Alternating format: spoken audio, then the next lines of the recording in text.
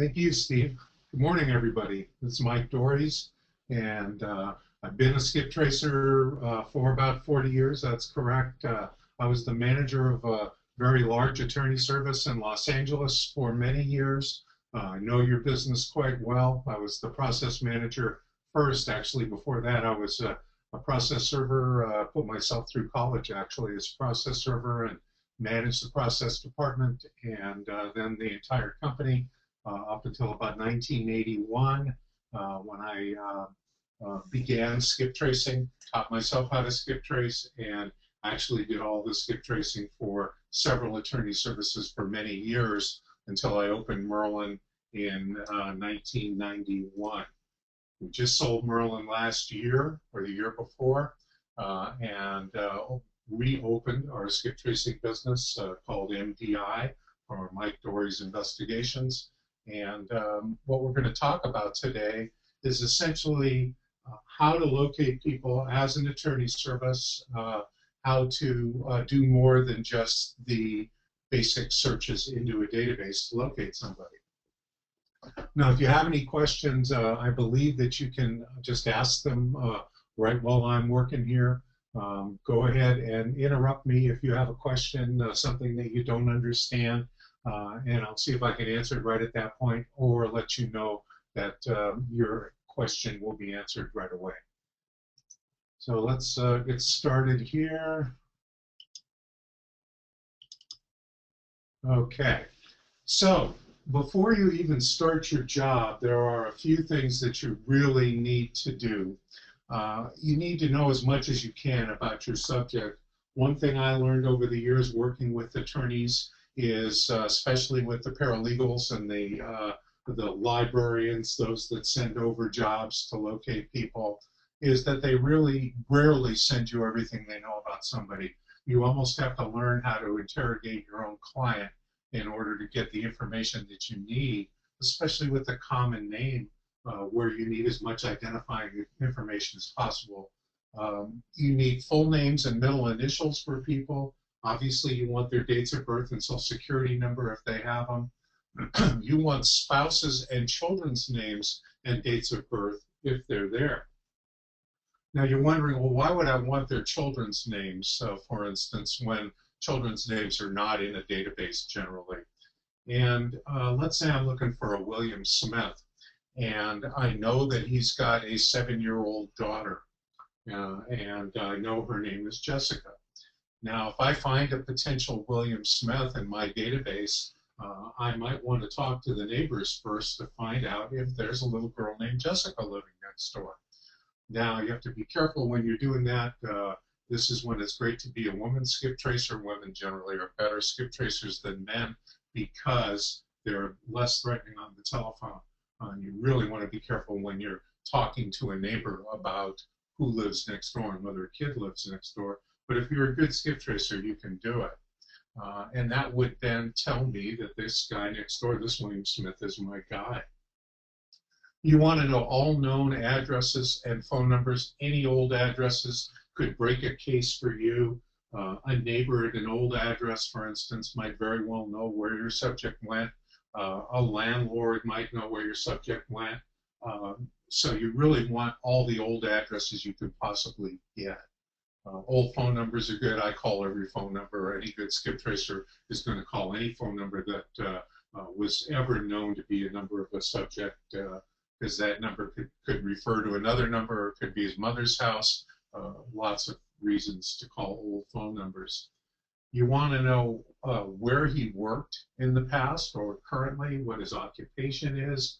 You might be somebody with a professional license that you could look up in a database to see where he might still have his license, that kind of thing. You want to know if your subject normally uses a nickname. That's very helpful. Let's say you call a phone number and it turns out to be the subject's phone. If you know the nickname of the subject, you're more likely to be able to get away with a ruse or a pretext that you know the subject by knowing his real name or knowing his nickname as opposed to his real name. And same thing, you want to know how's his name pronounced if it's possible to find that out. Most importantly, when you're looking for somebody, you want to know why you're looking for them. It's very much like knocking on a door to serve legal process. I always wanted to know, why am I serving this guy? Okay, if I'm serving the guy over a dog bite, I'm probably going to have a different attitude about going into his yard. If there's a dog in the yard, that sort of thing. If I'm serving the guy because he beat up his wife or beat up the neighbor, I might want to know that as well. It's really much the same when you're skip tracing. The more you know about somebody, the more likely you are to find them. And it also tells you whether you can approach the individual directly if you do get him on the telephone. If it's having to do with a traffic accident, you're trying to serve him with a summons and complaint on a traffic accident, uh, I would just tell them that's why I'm looking for you. I'd much rather know right up front. When I served legal documents, I never hid the documents. I had them right on a clipboard at the door. I served about 40,000 legal documents in my life. And I always found that if this guy's going to mess with me, I'd much rather know up front than knock on his door 40 times just to find out that he's not going to answer the door. So I always just was pretty much straight up as to why I was at the door and just held the documents. And sometimes when you're skip tracing, that's the best way to go. But you really want to know, why am I looking for this guy? You would be surprised how often when I ask that question to a paralegal in the law office as to why are we locating this guy, they don't even know the answer to that. I really want to know. I'd like to see a face page of the document or the whole document. If they can send it over to me, I like to read the case and see if there's clues in the case that will help me to locate subject. Let's talk a little bit about the types of skip tracing databases that are out in the world today. The first type is what we would call publicly available data. This would be things like directory assistance, telephone books, cross-directories we'll talk about a little later. Neil from TLO showed you how you can run an address into their 411 product. That's what a cross-directory does, lets you run addresses and phone numbers. Things like Google searches and looking at LinkedIn, anything you can see on the public face of an individual's social network sites is all what we would call publicly available data. Government data, which I call true public record, excuse me, are things like corporations and UCC filings, fictitious business name filings, professional licenses, any type of court index, which would include civil and criminal and bankruptcy indexes, could be small claims, could be a traffic ticket. Those are all great clues to locate somebody. Business licenses and sales tax permits in some counties and some cities are also available. Real property ownership is a great database for locating people. And there's lots of other ones besides this list. I mean, there's even, dog licenses and that sort of thing. Lots of different public records available out there. There's also what I call skip tracing databases, and these are going to be your people search products, like the TLO product that you just saw. And you know several of them. IRB's got a skip tracing product database. That's virtually the same database as the Lexis Accurate product. There's a company out there called Tracers Info, Skip Smasher. There's quite a few of them. And these are what we call credit header-based databases. They're not just credit headers, and we'll talk a lot about credit headers coming up.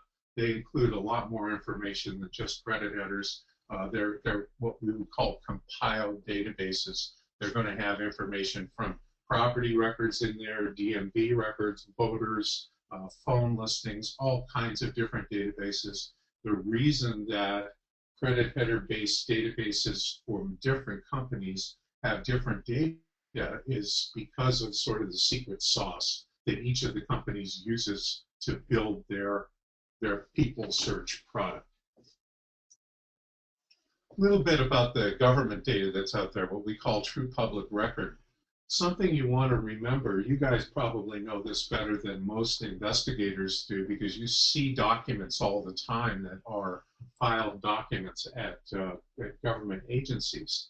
But just remember that when you're looking at an index that indicates that there are documents filed somewhere, you're not actually looking at the public record, you're looking at an index. And the document oftentimes will have more information on it than the index does. For instance, corporation filings. When you see a corporate index, generally you're going to see the president and the agent for service listed in that index. But the fact of the matter is, if you pull the document itself, the statement of officers document, and every state calls it something a little different, but generally it's called a domestic stock statement or a statement of officers. That document is going to have all the officers of the corporation listed, and also all of the board members of that corporation. And that information could be helpful. As you know, if you're going to serve a corporation, you can serve any officer of the corporation. And sometimes the president and the agent are no longer available, or you can't find them, but you could still find a vice president or a secretary or a treasurer by pulling the document. Now, there are all kinds of free websites out there. Even just a plain old Google search will generally find you free links to government databases. But there's a great one over at brbpublications.com.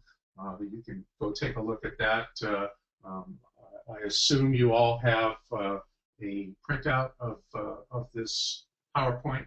And if you don't, my email address is going to come up at the very end. You can always email me and ask me. I can send you this whole PowerPoint if you're interested, if you want to use it to train other people in your office. That's great. But you've got BRB Publications, publicrecords.onlinesearches.com is another one. I know that my skip tracers use RootsWeb quite a bit, which is an ancestry website that's got free databases at it, quite a lot of them actually. So there's plenty of free public record available out there. Let's talk a little bit about what a credit header is. Remember, this is sort of the base of the people search products that you're going to find out there at the various database companies. A credit header is the top portion of a credit report. It's the information that they call above the line. And it's going to be the names and the AKAs of an individual, the most recently reported addresses, and historical addresses as well. The social security number and age or date of birth of the individual. Sometimes there are going to be phone numbers in a credit header. Lots of the phone numbers that you see in a people search product don't actually come from the credit headers. They're actually coming from phone listings and other proprietary databases. But sometimes phone numbers that do come from credit headers, sometimes they don't have area codes if they're really old phone numbers. They're definitely not reliable. They could be historical information, but sometimes even an old phone number, as we discussed earlier, could break the case if that number is now being referred to another number, or the person who answers it knows your subject. And sometimes you're going to get an unlisted number in a credit header because the phone numbers in the credit header are coming from the applications for credit. When an individual fills out an application, they may put their cell phone number on that application. And if the credit app has an unlisted cell phone, the company that orders up the credit report based on that credit app, could be a jewelry store, could be a car dealership. If they put that unlisted phone number in the inquiry to pull the credit report, you could get that unlisted number back when you run the people search product. It's one of the best places to find an unlisted number. Unfortunately, there aren't that many of them available through credit header. So the credit header information is coming from the consumer when they are applying for credit somewhere. That's where the data comes from. Most of that data comes from the consumer themselves. If a skip tracer at a bank, for instance, runs a credit report on somebody to locate them, that's when the information in the credit header can get all screwed up. And it's very common for what we call reported dates, the from dates and the to dates that are showing in the people search, a lot of times are wrong. And here's what happens. Let's say that an individual buys a car, and when they first got their loan on that car, they were living on Elm Street, and they then moved from Elm Street, but the bank doesn't know that they've moved. So the bank now is going to run a credit report on this individual to see if there's a new address in the credit report. And let's say that a few weeks before the bank ran that credit report, a local jewelry store gets an application for credit from the individual with a new address on it. Okay? So he's moved from Elm to Birch Street. So the most recent address now that the credit bureau has on the individual is the new address on Birch Street. But the bank goes in and runs an inquiry looking for that Birch Street address, and they use the Elm Street address as the inquiry. So when they enter Elm Street as the inquiry, they get back a credit report that has the Birch Street address on top. They get their new address. But the next guy that comes in and runs a credit report or a credit header is going to get that old address on Elm Street at the top, because it was the address used in the inquiry by the bank. So oftentimes you're going to see that when you see a list of addresses for somebody in a people search product, where it's going to have an old address at the top, a new address second, and that same old address again third. And when you see that, it's very likely that the second address is actually the better address than the first address. It's just one of the ways that reported dates are incorrect in a credit report or a credit header. So there's really two major different kinds of credit headers. One type is what we call a site-loaded credit header. And those are credit headers where the whole file from the credit bureau is loaded at a commercial database provider, like TLO or IRB or Tracers or Accurate, for instance. And so they've got that file in-house, the whole credit bureau file. Lots of times, and of course they're adding all kinds of other data to that. They're sort of merging in many different databases to that credit header file. Usually they're updating that file on a weekly or monthly basis with additional new information and changes from the credit bureau. They're going to have 20 to 30 years of historical data in that site-loaded credit header in their people search. And most importantly, you can search that database by name or address or social security number or any combination. And that's really important. The ability to run an address into a database like that to see everybody that's been at that address for the last 30 years is quite powerful. Or to be able to run a social by itself or a name by itself. Now, the other type of credit header that's out there is basically direct access to the credit bureau computers. And depending on what type of business you are and which credit bureau, you can get an account directly with the credit bureaus. And on the face of it, that data, it sounds like that's going to be better data because it's updated in real time. As somebody walks into the jewelry store and makes application for credit, when that inquiry hits the credit bureau computer, the new addresses that are on that application are going to instantly be available to anybody that runs a credit header or a credit report. So yes, you are going to have more current information in direct access. But when you search a credit bureau computer, you have to search by Social Security plus name, or, oh no, sorry, you can search by social by itself, or you can search by name plus address. You can't just put a name in, or a name in a state, or a name in a city, or an address by itself. It's either social or name plus address. The credit bureau computer is designed to provide back information on one individual only. It doesn't allow you to go fishing. You can't run a search for Dores in Montana, for instance. It won't allow a search like that. It wants the full name plus an address or the social on somebody. Also, you're not going to get nearly as many historical addresses from site-loaded as you do in a site-loaded credit header. Generally, credit bureaus will provide the last three addresses to you. And if you search by name and address, and the address you have is not one of those three last addresses in the credit bureau computer, you won't get a hit. Whereas with a TLO type product, your address could be the 15th address down in the list of addresses. And if you run by name plus that 15th address, very old address, you will get a hit that will give you all the addresses for that subject, including the most recent address.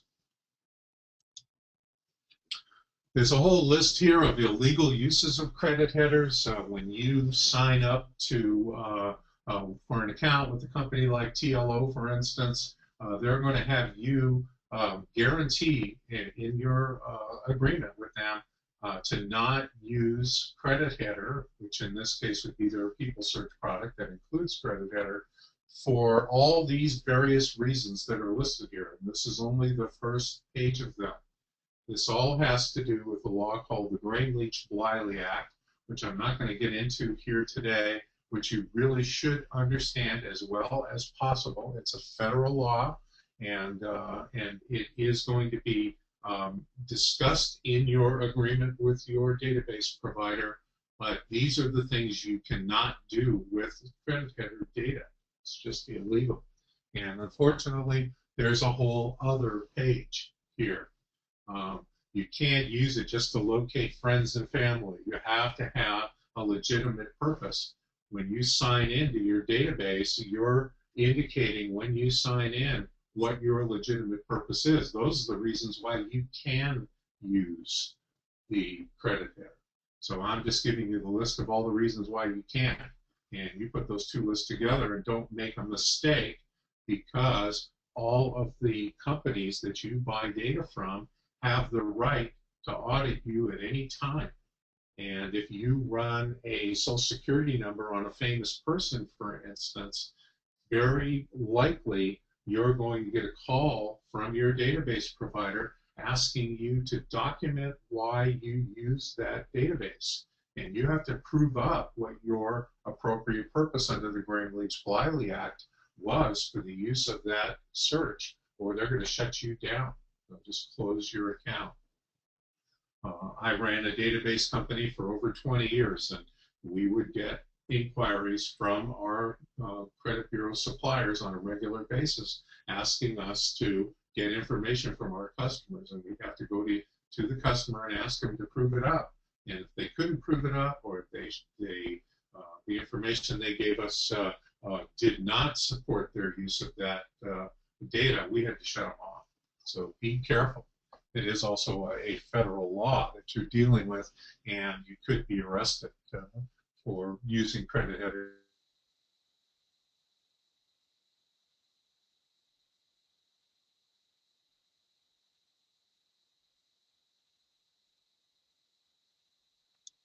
Looks like we lost audio connection there for a second, but hopefully you can hear me, and I am back here.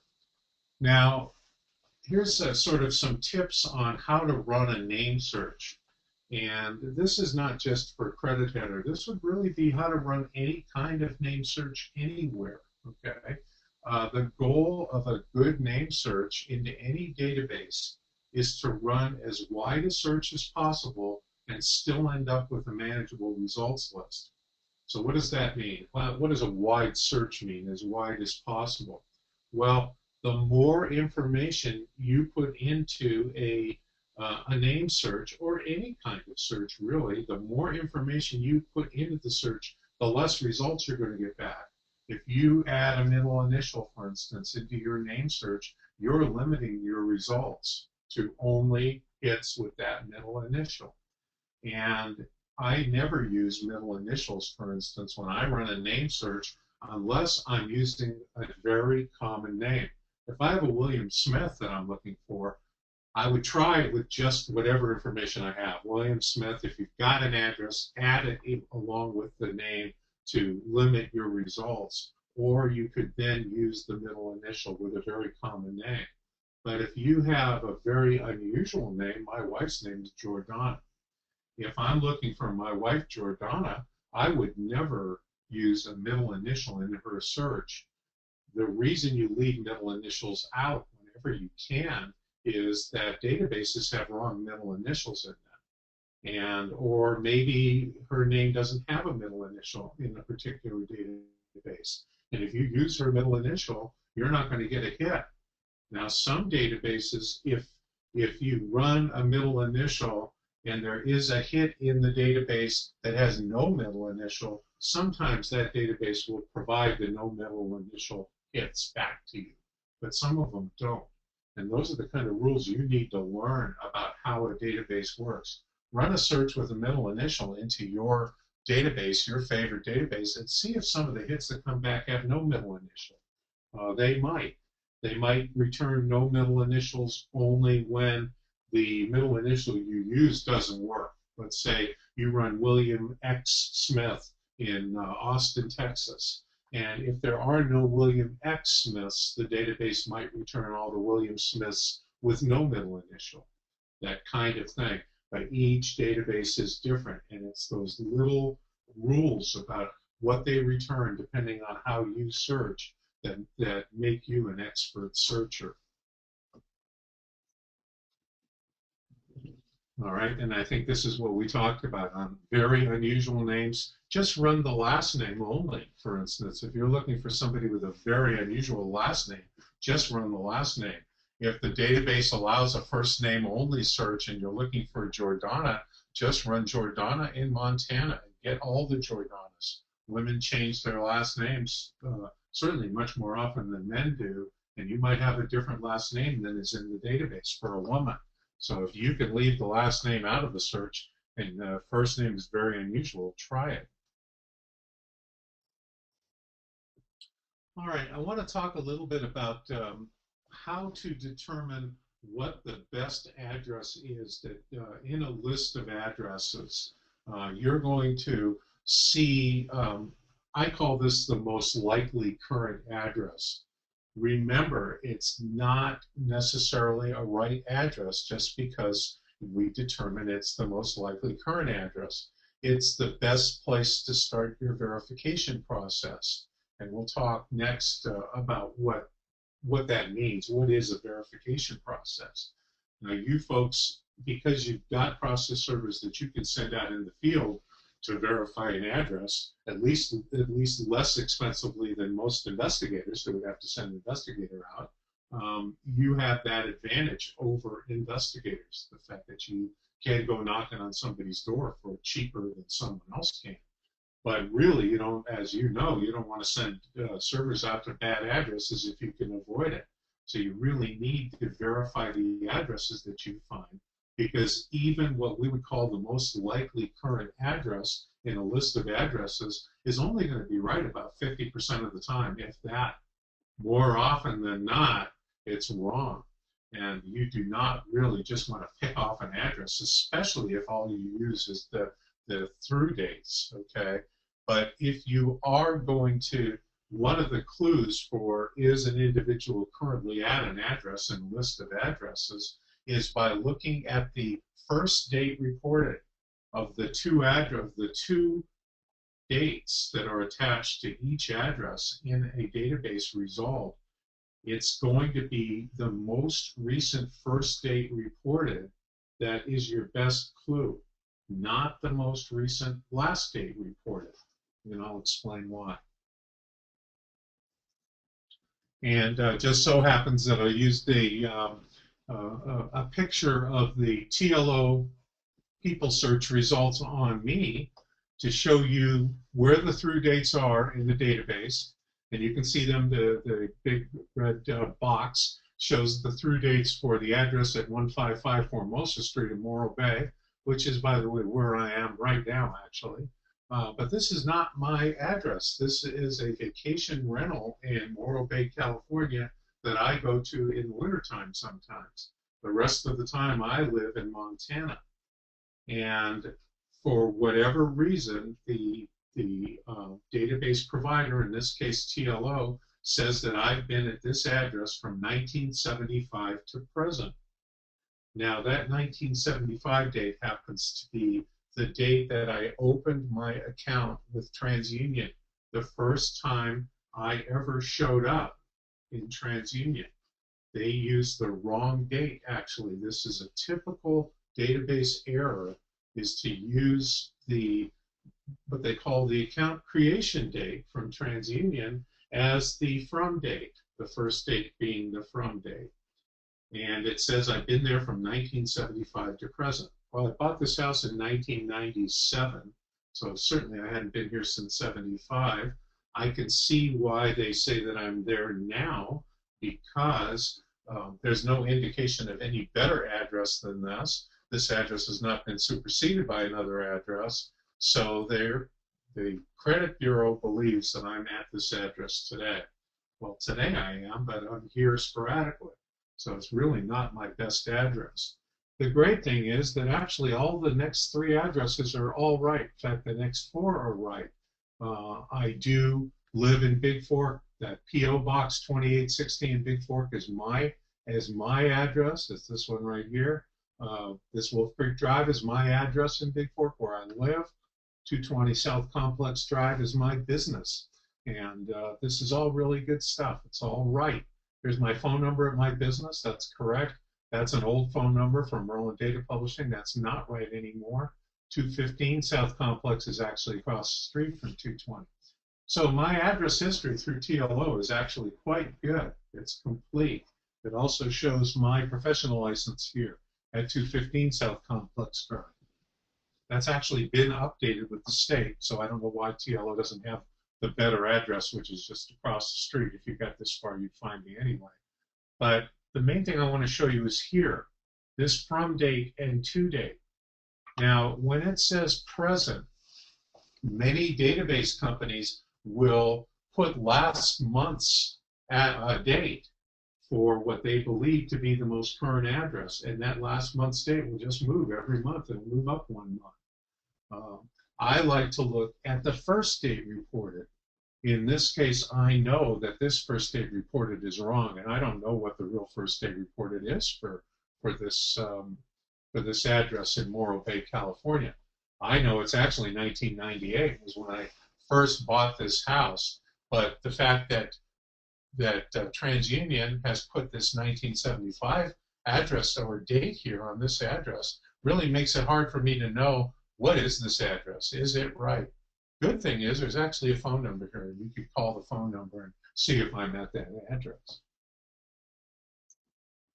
So I just took a little closer picture so you can see what we call the first date reported and the last date reported, or the from date and the to date. This is the date you really want to look at. This is the date where you want the most recent first date reported. That's the one that's more likely the right address. If you had to pick an address to go out to immediately to check because you don't have any more time to do your verification, or if you're going to verify the best address first, or the most likely current address, the most recent first date reported is your best one. So, the first date reported is the date that the address was actually reported to the credit bureau. Remember that credit bureaus do not generally use a from date and a to date when they report an address to one of the data providers. Like when TransUnion reports an address to TLO, for instance, they do not generally report a whole range of addresses. They only report the date the address was first reported to them. Okay. So I'll talk a little bit more about how that from date and to date get compiled here in a second. But what starts from the credit bureau, when an address is reported by a credit bureau, it only reports the first date that credit bureau knew about that address. It's not the date that the subject moved to the address, it's the date that credit bureau first learned about that address. Could be very close to the date the subject moved there, but maybe not. Okay. Now, if a data provider like TLO, for instance, receives an address for an individual and gets that address from several different sources, and each source has a date reported, it's going to take the earliest date and put it in the first date reported, and the latest date and put it in the last date reported field. So this isn't the date the guy moved in and the date the guy moved out. It's actually a whole bunch of dates first reported, with the earliest one in the first date reported field and the last one in the last date reported field. The main thing about dates reported is they're lovely clues, but they're rarely right. And you do not want to make a decision about whether an address is a good address based on the date reported.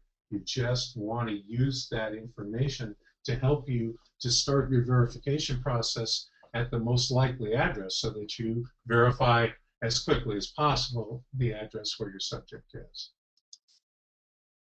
So as we discussed, the last date reported is more likely going to be the most recent first date reported, or the most recent date reported. When there's a whole list of dates reported, it's going to be the most recent one, not the date they moved out. There are no databases out there that really tell you when somebody moved out. They just tell you when that address was first reported to that source of data. I believe that the first date reported is more accurate than the last date reported as far as determining when where somebody is most likely today. So look at that first date reported field. It's more likely going to be right. The most recent first date reported is more likely going to be right than the most recent last date reported.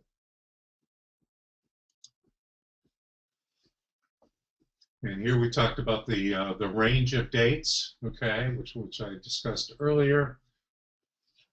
The fact that the last date reported, when a credit bureau reports an address to a data provider like TLO, they are going to have an indicator on that address that says this is most likely where the subject is. The credit bureau has its own algorithms and analytics for this is the most current address. When an address does have that that marker on it, a data provider like TLO will say present to present, or up to last month's date.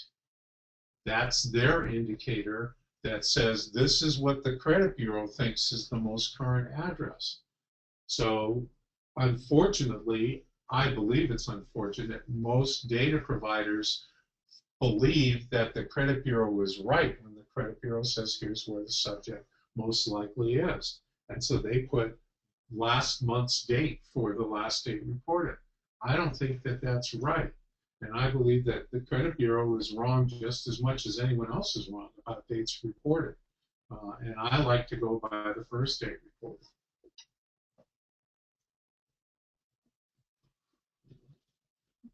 All right. And really, all this stuff is saying the same thing about these dates reported. You really want to take them with a grain of salt. They're wrong more than they're right. And it's really important. The more you do database searching and the more you verify addresses, you will get a feel. You'll be able to look at a list of addresses and say, well, this is where the guy most likely is. And most of that time, it has to do with the first date reported, not the last date. So now we get to this part that really separates the database searchers from skip tracers. Because database searches anybody can run a database search into TLO or IRB or any of them and look at the list of addresses and say, well, this is probably right, and make a guess. But to learn how to verify addresses is what makes you into a skip tracer. And this most likely current address is the address that you want to pick out of the list of addresses as the first target for your verification process. So how do you verify an address without actually going out and knocking on the door? Well, one thing is you can call the phone numbers listed at the address. There are many sources for phone numbers. We'll talk a little bit about that in the next upcoming slides. Neil from TLO showed you their 411 and 411 plus, where you can enter an address into the search and get back the phone numbers at the address. You can call a neighbor or an apartment manager. Unfortunately, TLO does not have really a neighborhood search available to it. I'll show you in the upcoming slides some neighborhood searches, because I like calling neighbors. Neighbors are generally will at least know if an individual has moved from next door, and sometimes they'll know where they moved to. And to me, calling neighbors is an extremely important verification tool. You might want to call the apartment manager. That street search at Google is a great source for being able to see the name of an apartment building. Sometimes it'll be right on the front of the building, or there might even be a sign at the front of the building that's got a phone number on it to call an apartment manager. They are also a good source for whether an individual lives in an apartment or if they've moved. You can also send a forwarding request to the post office. And I'm going to show you what this forwarding request looks like here.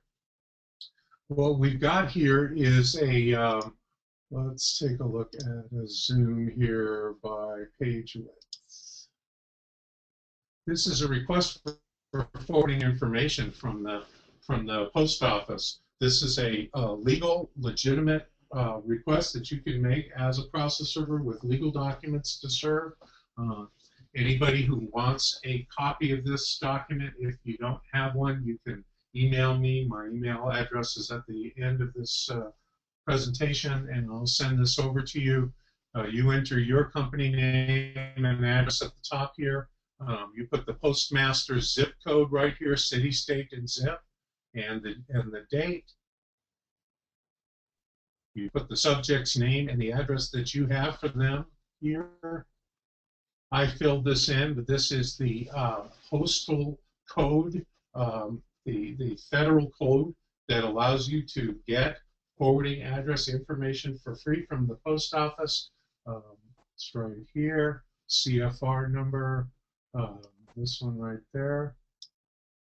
You enter the names of the parties in the litigation, so the case name here, where the case will be heard, the docket number here, whether they're a defendant or a witness. Now, you can also, if you don't have a case number or the case has not been filed yet, you can say pending litigation here, and that will work as long as it's true. Don't make it up. If there isn't litigation pending, don't put that in there, or you're breaking the law.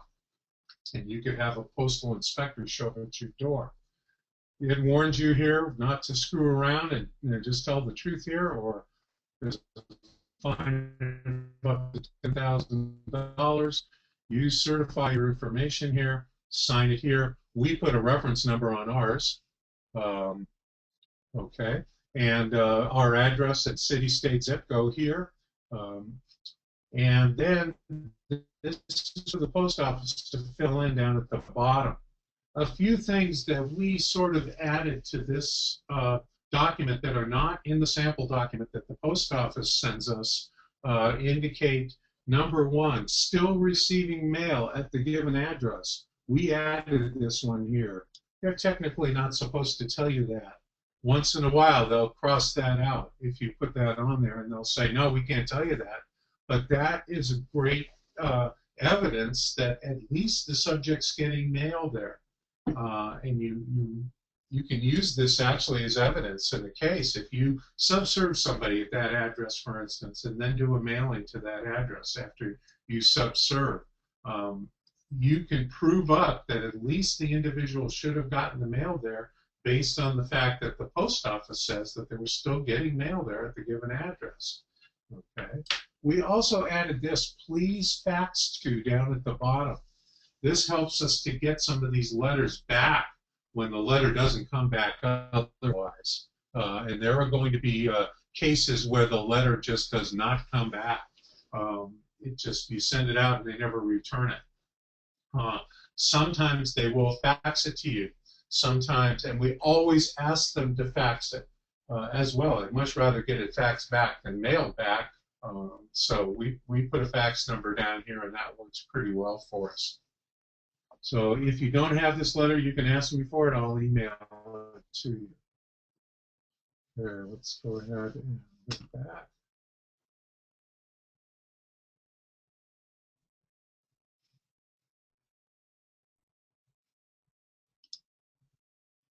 No, that's the wrong button. Let's see what I got going here. All right, 1 second.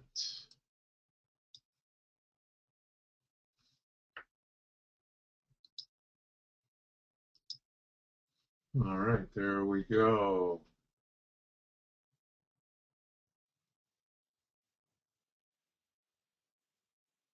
Sorry about that. Obviously, it worked better last time I tested it.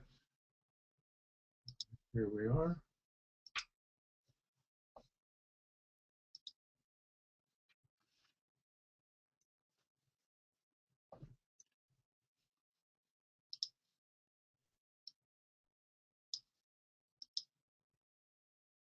Okay, so what kind of places, where can you get phone numbers? Well, in the olden days, directory assistance was the best place to get a phone number. It was the most current phone number that you could get, real-time updates at directory assistance, but it's getting expensive. It's gotten expensive, and now search. There are some free directory assistance databases out there that you can use.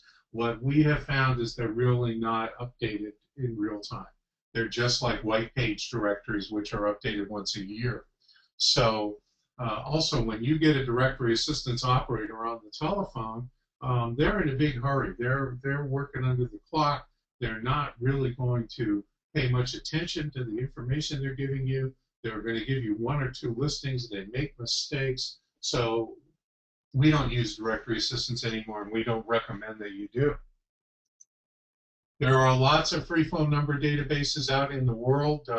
Yahoo's got a free database, infospace411.com.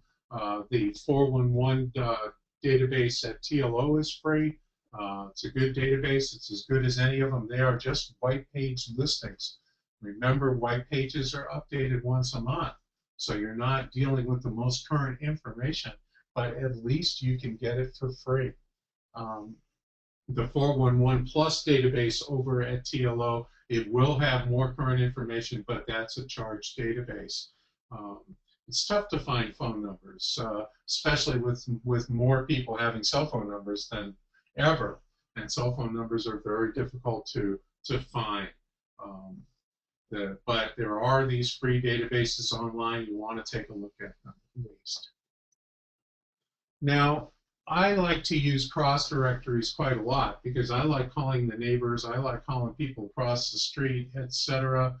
You can use databases, free cross-directory databases where you can enter an address to see what's at that address or a range of addresses to look for neighbors.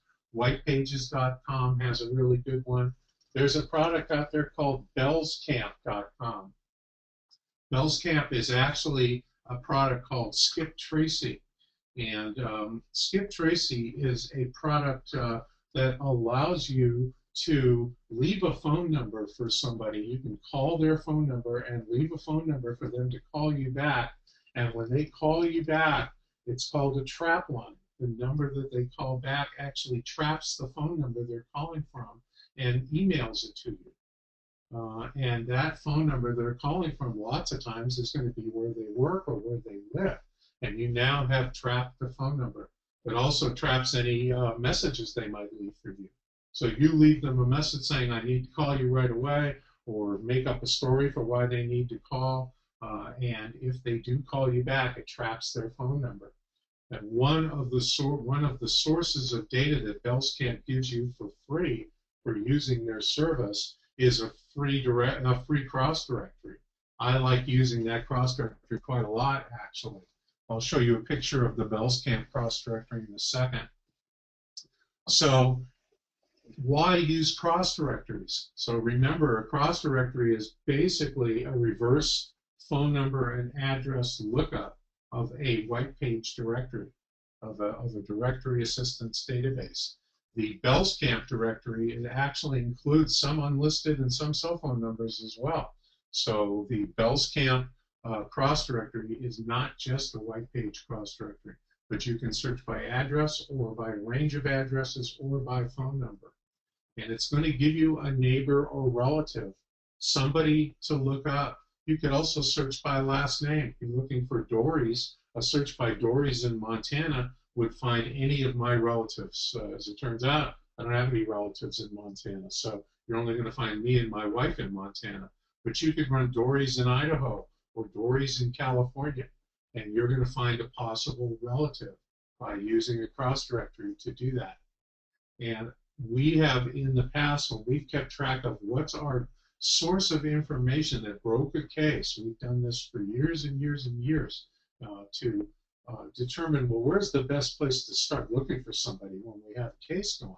And so we keep track of how did we find this individual? How did we find anybody, everybody? And we can tell you that 50% of the verifications that take place in skip tracing in my office are all as a direct result of calling a neighbor or a relative to verify that address.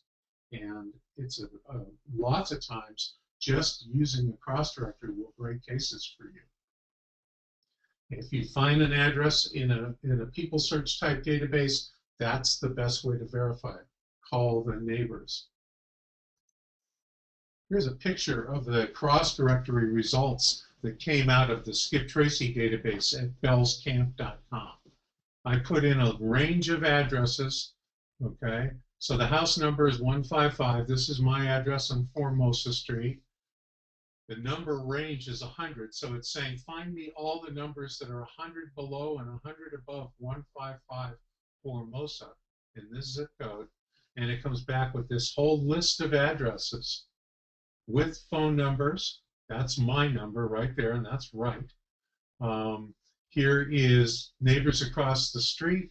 It tells you when it was updated, when it was last listed, if it's still current or removed, if it's a private number or not. And you can see the ones that have all the bars on it next to it are actually good current listed telephone numbers. These are my neighbors.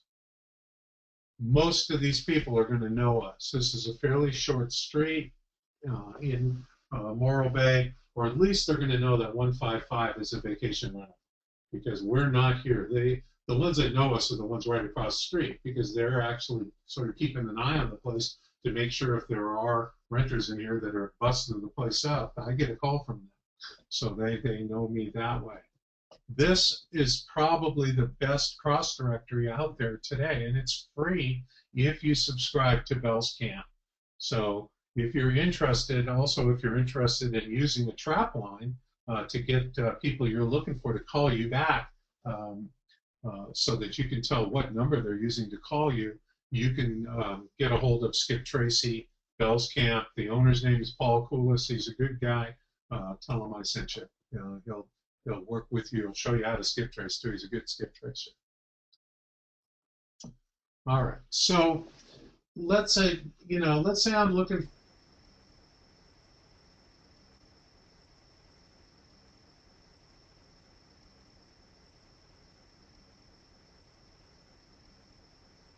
Okay. Looks like I'm back again. Lost the audio connection for a second. If you're looking for a guy named Fred Smith, you know his last known address, but you have no other identifying information.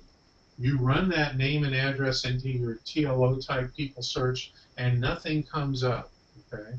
Now, what I would do in that case is run his address into a cross directory. Put the address in only.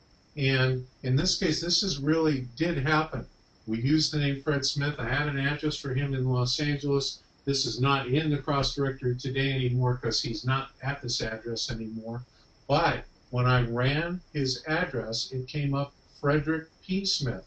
I got a whole spelling of his first name that I didn't have before, and Frederick is spelled lots of different ways. I got his middle initial. We had a woman's name, Gloria Guerrero Smith, as well, all at that same address with a phone number. Now, the phone number, as it turns out, was disconnected. but it gave me his full name and his wife's name. And those were both very good clues for me. So use addresses, run addresses into the cross directory is basically the reason that I put this slide up here.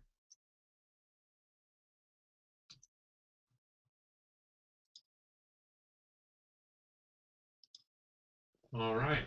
Now, if you have a phone number for somebody, here's a good example of why to call that phone number and what happens when you call the phone number.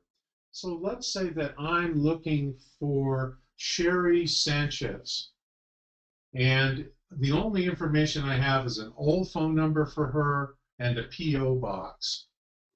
And if I look up that phone number in my cross directory, I see Cheryl and John Harrison at 475 Wood Glen. Now, could this individual, Cheryl Sanchez or Cheryl Harrison, be Sherry Sanchez?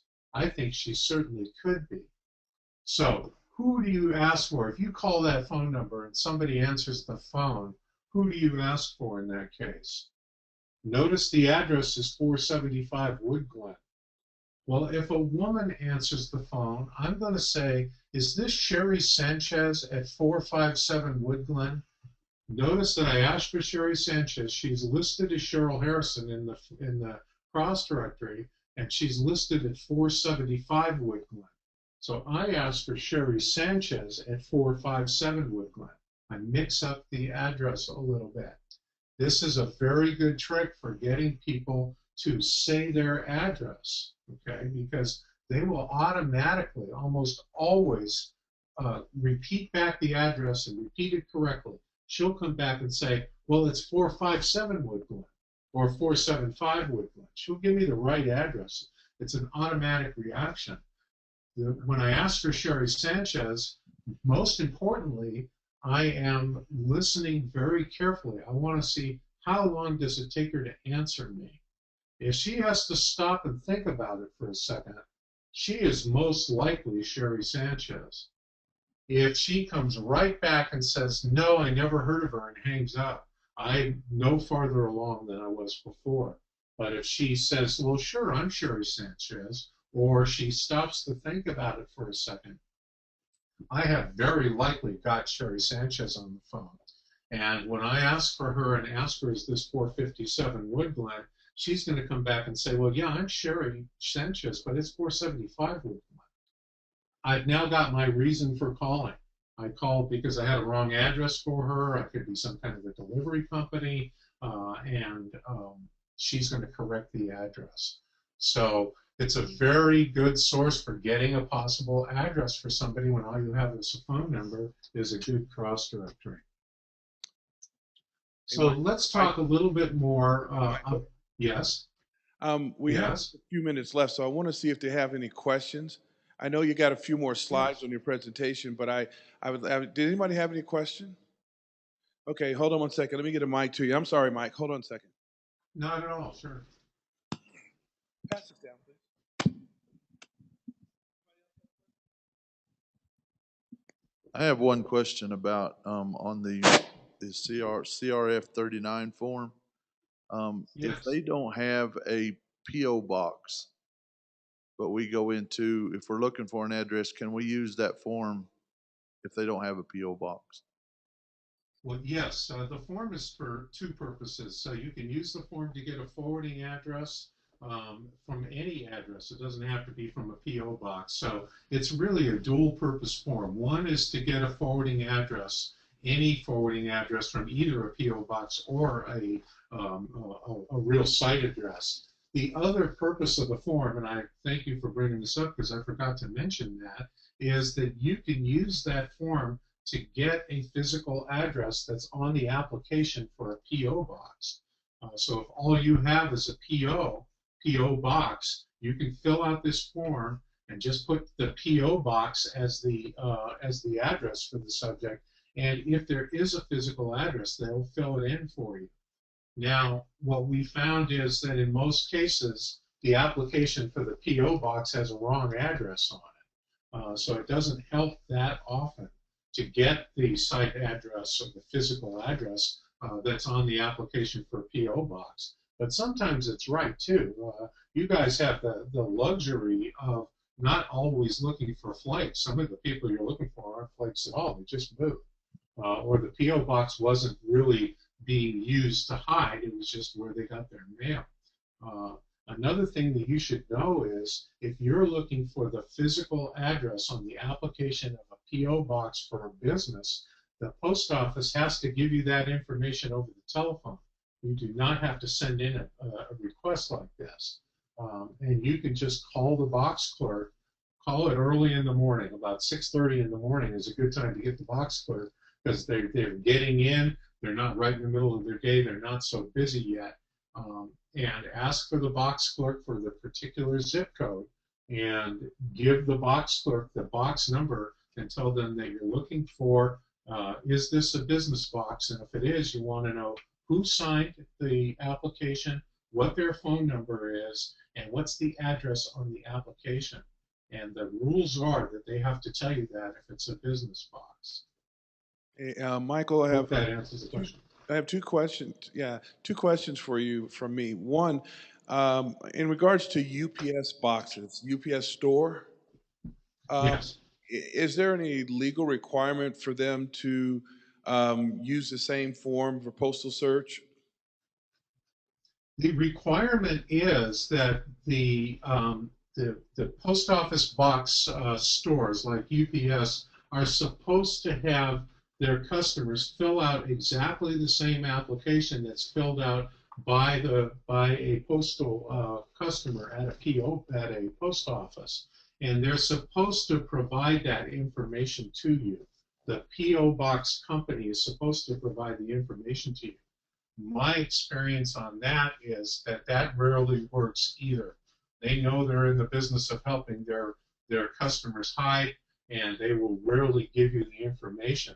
If you can get the post office to give them a jab, then they're supposed to provide the information that's on their application. They will normally not do it. Also, from my experience of subserving at a PO box, do you folks have that law in Colorado that you can subserve a summons plate at a mailing address? Not yet. Not yet. Well, in California, we do, and we did. And I was the manager of a big attorney service for a long time. I've been through this quite a bit.